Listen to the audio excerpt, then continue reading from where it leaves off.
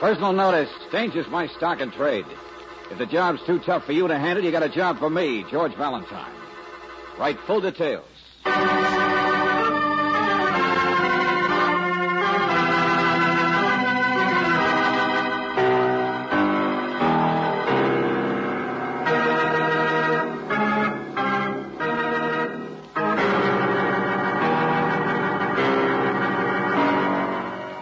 Standard Oil Company of California, on behalf of independent Chevron gas stations and Standard stations throughout the West, invites you to Let George Do It.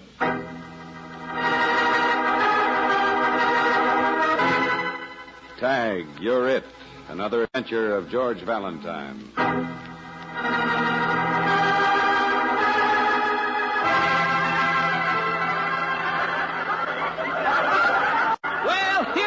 With a letter. Yes, sir, she's got one. Right here in her purse. Give me that and give it back. No, lady. Wait a minute. Here's your letter. Now, what's the matter? Don't you want me to read it? Oh, you wrote this. That's it. You wrote it and haven't mailed it. You probably managed the postman. He only rang once.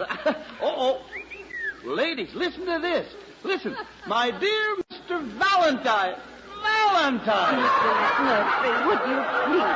Don't blush, lady. Don't blush. If our radio audience can only see her. Her, I said, not me. But, madam, if I'm brave enough to wear your scarf over my head, it's really a good fit, don't you think? Don't you think it is? Over the face. What do you say? It's not a fit, it's a convulsion. Oh, you're real cute. Listen, how about your husband, madam? Huh? You suppose he's listening? I'll bet he doesn't know about this, Mr. Valentine. Ladies, isn't that a romantic name for you? Valentine. I'll bet your husband's out buying a gun right now. He's got a rival. But you remember our bargain now, lady, on this program. You dared me to wear your scarf so I can read anything I find in your purse. Shall I read it, ladies? Yeah! All right, that's right. All right, ladies, here goes now. Dear Mr. Valentine, I've got to see you about a telephone call. A telephone call, huh? Well, let's make her do the call right here from the studio, shall we? All right, ladies, but here's the rest of the letter. Listen. I've got to see you because I'm not sure, but I think somebody is trying to murder me. Murder? Trying to murder? Mr. McMurtry, all I wanted to tell you was that it isn't my letter. It's not my purse. A large woman. She got up and left in a hurry.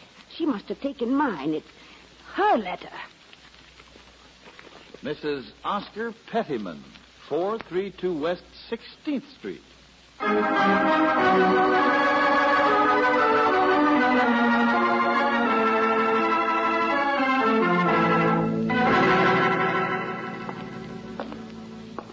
All right, I'm coming. What do you want? Mrs. Oscar Pettyman, this is 432. Ain't here. You her husband, friend, Mr. Pettyman? He's in Chicago. Can't stand her. Leaves every chance he can get. Ansel Pettyman's my name, her brother-in-law. I board here. Well, Mr. Pettyman... Yes, the police phoned me, miss, and no, I don't know anything. You hung up on him? Well, why not? Bunch of pests. Anybody tries to kill Bertie, it wouldn't hurt anybody. Why should they care? Wow, you're a nice guy. Puzzles, contest prizes. Yeah, you ought to see what she looks like. Well, what do you mean? Bertie's as big as a horse. My dear sister-in-law. So she started to write you a letter. Think somebody's trying to kill her. All right. What's all the fuss? Let him. Yeah, there's a time-wasting contraption. Now, wait a minute. I'll answer that. I asked somebody to call me here. Valentine speaking. Hal McMurtry. Mr. Valentine, now listen. Did you find her? There are cops all over the studio. I want you to understand, though, that I didn't know who you were when I read that letter. Did you find her? Well, no, not exactly, not yet.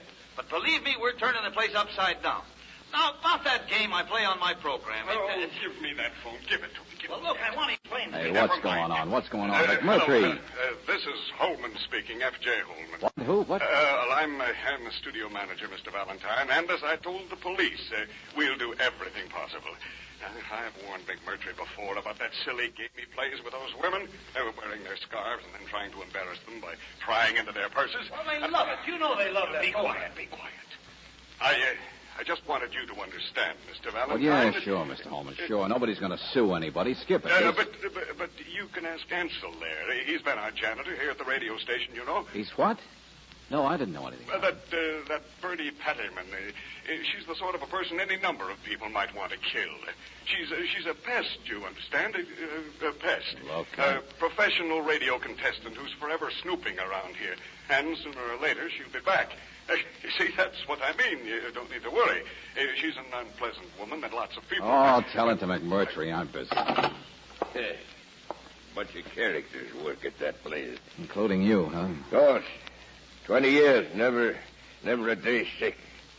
How else do you think my sister-in-law get all the broadcast tickets I get them for? Keeps her away out of my brother's hair. Look, I just want facts. Never mind the double talk like that Holman gives out. Because he's scared his radio station will get involved. Hello from Tag. You're rich. You're wealthy. What? Huh? Letter she started said something about a phone call, didn't it? That's right. And when the police asked you about Trying it... to remember. Only a phone call I know anything about happened yesterday when I was home for lunch. Bertie stepped out to look up something for a newspaper contest. Boy says, hello from Tag. You're rich. You're wealthy. What? I'm not fooling. That's the kind of crazy stuff goes on around here. No greeting, no nothing. I remember every word. If you look in your mail today, you'll find you're a winner. We hope you enjoy your award. And that's all? Look in your mail. Hope you enjoy your award. It happens all the time. She don't do anything for a living except that. Puzzles, contests, coupons are always ringing up, delivering things. You ought to see her stuff. She's got 5 vacuum cleaners in this house, and she doesn't use one of them. What was in it, the mail? What was the award that they... Search me, friend. I wasn't here. I work for a living. Okay. Hey, Brooksy, phone Riley. Get him to check the mailman. Sure, George. So you don't like your sister-in-law, huh? Nobody seems to. Doesn't do anything. I know, yeah. Nut on contests. Well, sometimes I like contests myself. But I suppose it's a little different if that's all she does. Always trying to get something for nothing. Well, that's not the point. The idea is she was worried, wrote to me. It is the point. How worried could Bertie be if she went gallivanting off to a radio studio to have fun before she mailed your letter? Well, I'll grant you that it's... I don't take it seriously because neither did she. Murder. Yes, it's just another idea to waste time with. You ask me, she's out someplace now. Forget all about it. Wait a minute now. Tell me, what kind of a voice was that on the phone? That Tag, you're it. Man or woman? Man, I guess I don't know. It lisped. It what? Lisped. Like this. Soft voice. Just barely hear it. Lieutenant Riley? Well, this is Claire Brooks. Hey, wait a minute. Here, let me have it, Angel. Hello, Riley. Listen, Valentine, we haven't found that Pettyman dame yet, but we just put out a bigger alarm on it because... Riley, look, now, wait a minute. A quick angle. Her husband's out of town. See, Yeah, doesn't but I like wanna- her. Yesterday, she got a phone call, and later on, some kind of package Yeah, in the wait, mail. wait. Hey, Will you wait? are you trying to accuse my I brother already of... got in touch with her husband. He's in Chicago. He's got nothing to do with it. Oh, Riley, everybody seems to think this is just a false alarm. She's just some kind of a crackpot. I want it- All right, maybe so. But if there's 1 chance in 50 of our preventing a real I murder... said wait, will you? It's already happened. Huh? I'm busy, I told you, with a bond. And I don't mean Mrs. Pettyman. The exact opposite. Beautiful, young, real diamond. Riley, for the love of My heaven, will you- boys will keep on helping you look for Mrs. Pettyman, all right, but don't bother me. This one's a real case, my friend. This blonde, see, and the only clue I've got to go on is a note in her purse which says, Tag, you're it. You're wealthy. Ah, she's wealthy, all right. She's dead.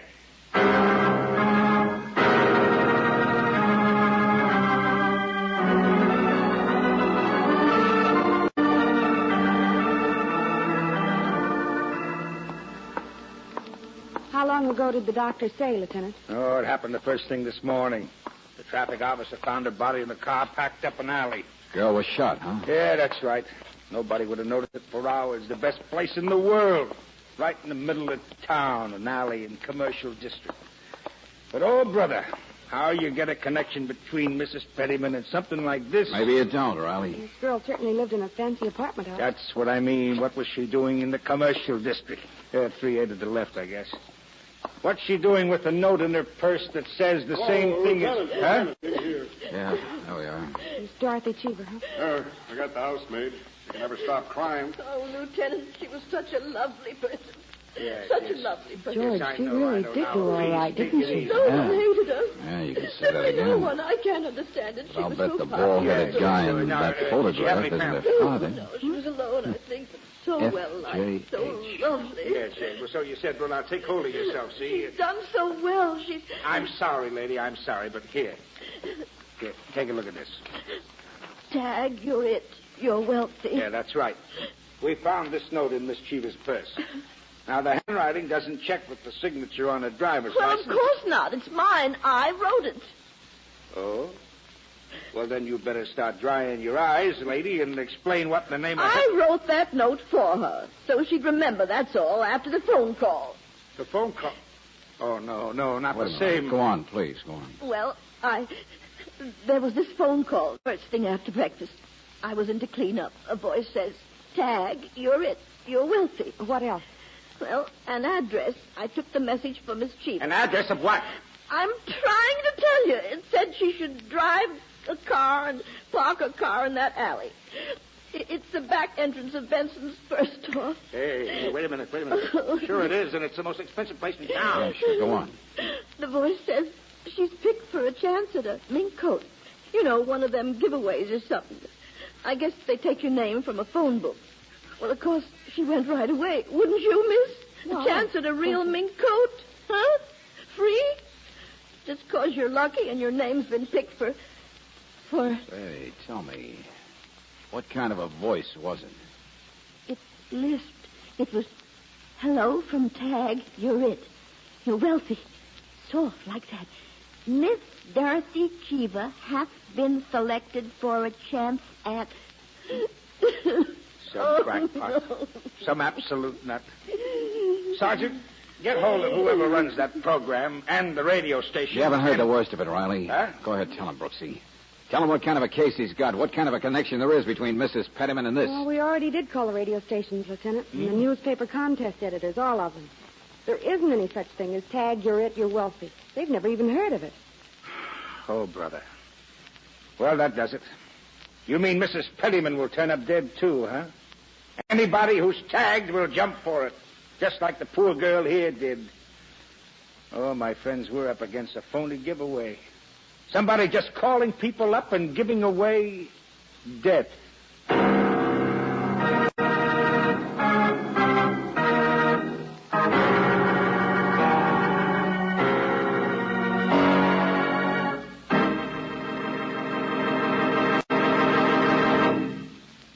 We'll return to tonight's adventure of George Valentine in just a moment. Anyone who has cooked French fried potatoes knows that the frying fat can be used again and again. But eventually, this fat becomes contaminated and has to be replaced by fresh, clean fat. Oddly enough, something like that happens to the oil in your car's crankcase. You start out with fresh, clean oil. But after about 1,000 miles, the oil is apt to do more harm than good.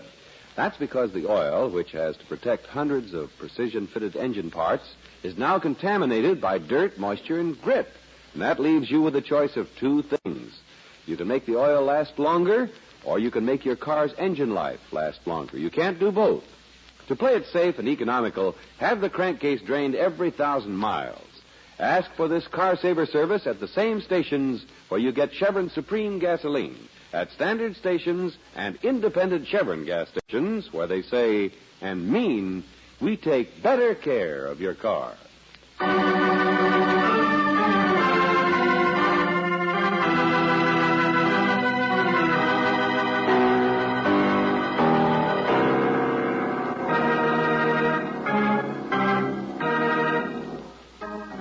Now back to tonight's adventure of George Valentine. Yes, Tag, you're it, you're wealthy, and the lisping voice on the telephone really means that you've been selected for death. A fictitious giveaway, a contest, and you're the winner. At least that's what happened to Miss Dorothy Cheever. She went to collect on a chance at a mink and was shot. And earlier, a message came from Mrs. Oscar Pettyman promising a prize in the mail. And no sooner had she written her fear to you than she disappeared. Well, if your name is George Valentine, you'll have to agree with Lieutenant Riley, as back at the radio station, he puts it so mildly. An absolute madman is calling up everybody, taking anybody's name from the phone book. And we'll never find Mrs. Pettyman. She'll probably walk into something just like the blonde did. Like everybody else. Hey, wait a minute, listen. You're welcome. Huh? Mr. Russell, you have won. Your name has been selected. Hey, You will just stay in the your lisp. office wherever you are. So it Your wouldn't prize- happen again, huh? It's from this way someplace. Here, come on, in here. All right, whoever you are, put up your hand. Hey, what goes on? Who are you? You were whispering just a second ago. Why don't you ring the bell or knock? Uh-oh. The law, huh? Stand still, I said. All right, I'll take it easy. I didn't do anything. Here. Hello from Tag. You're it. You're... See? Just a gadget. I like gadgets. I hate the work. Oh, I'm Russell, Johnny Russell, night engineer. That was a record, you mean? Where'd you get it? Oh, the telephone. I'm too lazy to answer it. I'm out of the room for a minute. Telephone rings, goes on the tape. Listen. Hello from Tag. You're it. You're wealthy, Mr. Russell. You have won. Your name has been selected. If you will just stay in your office wherever you are, your prize will come to you. We wish you happiness as a winner in our contest. See? Came on my telephone a few minutes ago, I guess. Mr. Valentine, I stepped out for a second. Tape machine rig picked it up. So I'm tapped.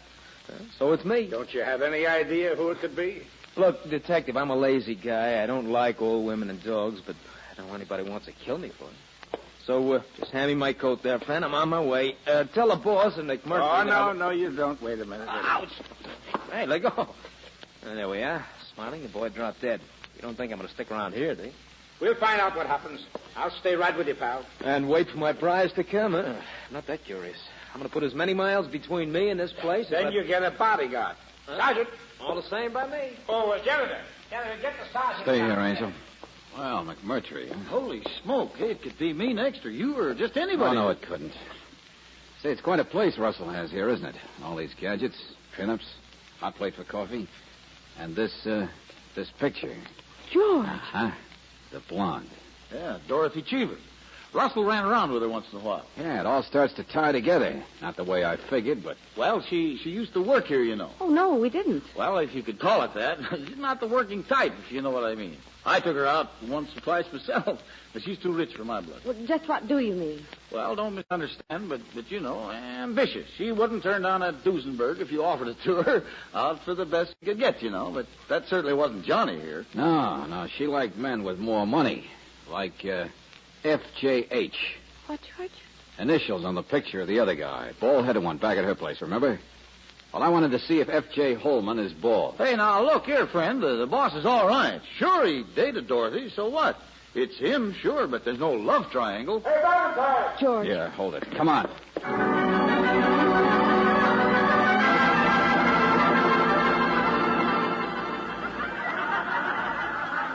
Busman's holiday, my friend. In a radio station. What do they listen to? Other radio stations. Don't you understand? We found her, my sister-in-law. Bertie's all right. She ain't even halfway dead. Listen to her. Well, I don't see anything to laugh at. Well, I don't. I answered the question right, didn't I? Back to the microphone, please, Mrs. Frederick. Oh, excuse me. Well, I'm going to get a prize, ain't I? I mean, oh, my goodness, I'm so embarrassed. Yeah. Told you what she's like. Might have known it. Ran out in McMurtry's program this afternoon because she remembered she had tickets to this one. She was just telling them over there. Well, we'll have her under protection, too, Valentine. Yeah. Told the audience her cat was sick. They laughed. Don't blame them. Piece of candy Bertie got in the mail yesterday. What? Huh? What is all this? I'm so confused. Well, apparently Mrs. Pettyman got a box of candy. That's what the package in the mail was yesterday. The award the Lisper sent her. But anyway, she's out of danger now. Like Russell is. Hey, Riley. Take a look at Johnny Russell there. What? Huh?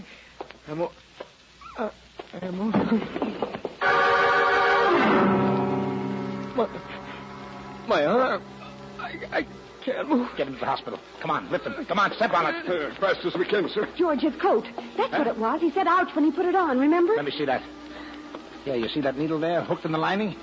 You put on your coat, you get a scratch that you don't even notice.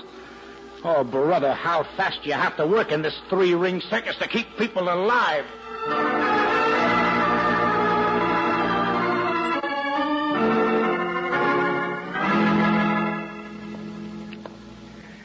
Mr. Holman's not in his office, Mr. Valentine. Oh, well, never mind. Where are you going, Ansel? I work for a living. What do you think? Instruction box says sweep Studio B. Well, janitor's hard. All right. George, I don't understand. Well, take them one at a time, Brooksy. Mrs. Pettyman got her call first. In some kind of murder attempt through the mail. Candy or whatever it was. Yeah. The whole case got thrown in the open fast because her letter was read right out on the air for everybody to hear. But in the meantime, Dorothy Cheever had got her call and had been killed. Then Johnny Russell. You see, Angel, the murderer was working against time, making mistakes, because it was really going too fast for him, too. George, they're tied together, though. I mean, the blonde... Well, they've all been around here in the studio, sure. The blonde, Johnny Russell, even Mrs. Pettyman, always snooping around trying to get free broadcast tickets, remember? Who's going to be next? I mean, what's the pattern? A killer like that doesn't stop. It just... Hold it. What's the matter, Ansel? I just happened to think Studio B isn't being used tonight. It's a spare down in the basement with the reserve switchboard. What? Yeah. Supposed to sweep it out for a broadcast, you said. The note told me to do it. It was in the instruction box. Just a type note. Only now it's not there. Ansel, you're the janitor. You see everything that goes on around here. Logically, you'd be the next person that... Hey, Brooksy, get Riley back here. I'm going to be the next person. What? Yeah, stay up here, Ansel. I'll take a look at Studio B for you.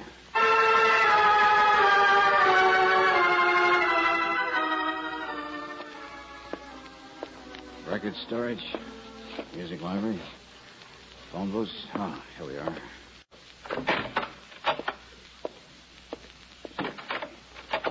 It's a pretty good-sized studio. What? All right, come on now. Turn them on. Turn the lights on. Come on now. There's a master board around here someplace. What's the matter? Can't you see?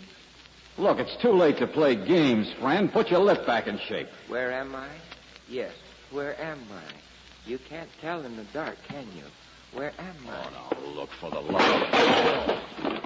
Music stand set up for an orchestra. Did you hurt yourself? Not half as much as you're going to be, friend. Have a music stand yourself. You only struck the piano. All right, now look. You're wasting your time, Buster. I know who you are. Is that so? And I know who you are, too. You're not that stupid janitor, Ansel, are you? You're Mr. Valentine. Oh, great. Oh, what a smart boy. Smart as anything. Oh, that was a sound effects board, Mr. Valentine. Thunder, bells, anything you want. But no one upstairs will hear it, you know. It's a radio studio. It's soundproof. Yeah, radio studio. Uh-huh. Great place to work in. What happened? Did you get fired or something? They pick on you? Come on, tell me. I know where you are. You haven't moved, so you're still somewhere by the big control switchboard. Mr. Valentine. Look, now, I won't hurt you. Yeah, I'm on your side. In fact, I'm almost... Hey, let go of that gun. Get away from those switches. Hey, look at The wrong switch, Mr. Valentine. No, what a madhouse. No, you don't. Get away. I'll get the lights. Get over there. And I still have the gun. Well. Hello, Ansel. You couldn't shoot me in the dark, could you? You guessed who I was. It wasn't a guess, Buster. You made a mistake.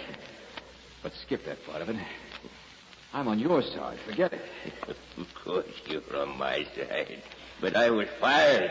You guessed that. Fired? After 20 years of service? Pullman said I should rest. But I work for a living. I'm not like the others. Yeah, I know. Yeah? The girl who was out for everything she could get without working for it. Johnny Russell, he's that type, too. And Bertie, always looking for a free prize someplace. Stop looking past my shoulder. I'm not going to turn around. The work is working. And I work. I get fucked. Are you going to kill Holman, too, the boss? Lots of people I'm going to kill. Parasites who toil not. Sure. Yeah. Upstairs, you pulled that gag to get me down here. It was going too fast for you, wasn't it? Holman was out, and you had to have time for him. You understand, don't you? You're in the way. Now, look, Ansel, you know this is all in your imagination.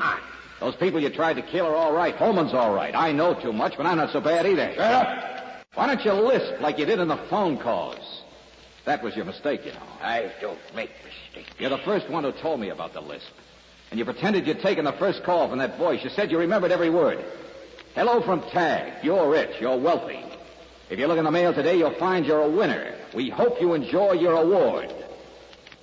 Friend, in that entire message, there's not a single S for anybody to lisp on. For the last time, look at me. Down. And look at the gun. You can't fool me. There's no one behind me. I locked that door when I followed you in here. What difference does it make what I say? I worked all my life. Every penny I've made because I worked. Sure, that's right, friend. This is a radio. I'm going to kill you, and no one will ever know that it was I. No one's ever going to know what. Let me tell you just one thing, mister. It's just what I've been staring at. One of those switches we hit. Maybe lots of people will know about you, friend. Mr. Valentine. Now, you listen to me. Now, I don't know what it means. You could tell me. But right behind you, back there over the door, there's a big red sign that's all lit up. Yeah, look at it. In great big red letters, it says, "On the air." What? No, this studio That's so sucker!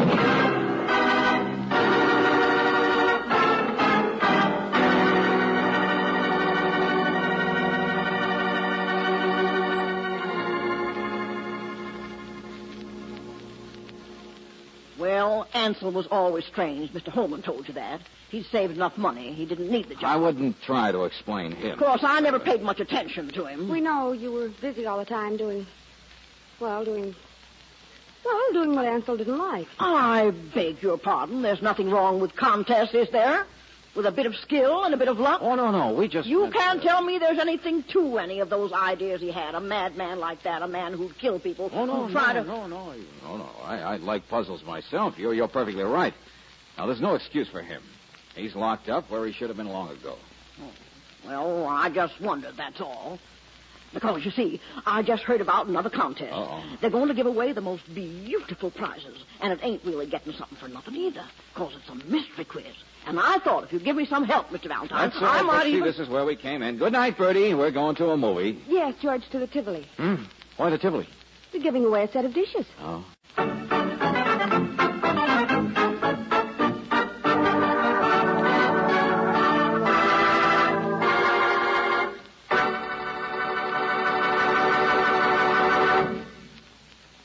The last place in the world for gum is in the gasoline you use in your car. That's because gummy gasoline raises Cain with the fuel line, the carburetor, and spark plugs, cuts down your car's power, and makes it logy when it should be peppy. The fact is, most raw gasolines contain impurities that form gum. The only way to get rid of those impurities is to refine them out. That's why Chevron Supreme is so good to your car.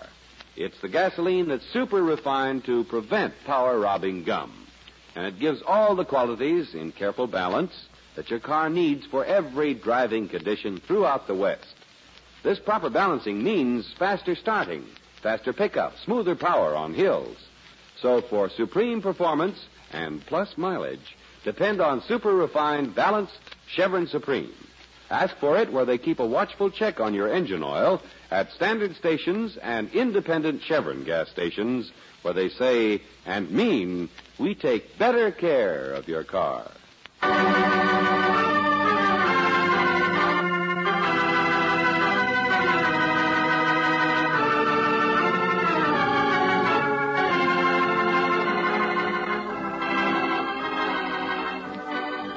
Tonight's adventure of George Valentine has been brought to you by Standard Oil Company of California on behalf of independent Chevron gas stations and standard stations throughout the West. Robert Bailey is starred as George with Virginia Gregg as Brooksy. Let George Do It is written by David Victor and Jackson Gillis and directed by Don Clark. Wally Mayer is Lieutenant Riley, and Jack Bailey appeared as Hal McMurtry. Pat McGinn was heard as Ansel, Bill Boucher as Holman, Martha Wentworth as Mrs. Pettyman, and Anthony Barrett as Russell. The music is composed and presented by Eddie Dunstetter. Your announcer, John Heaston. Listen again next week, same time, same station, to Let George Do It. This is the Mutual Don Lee Broadcasting System.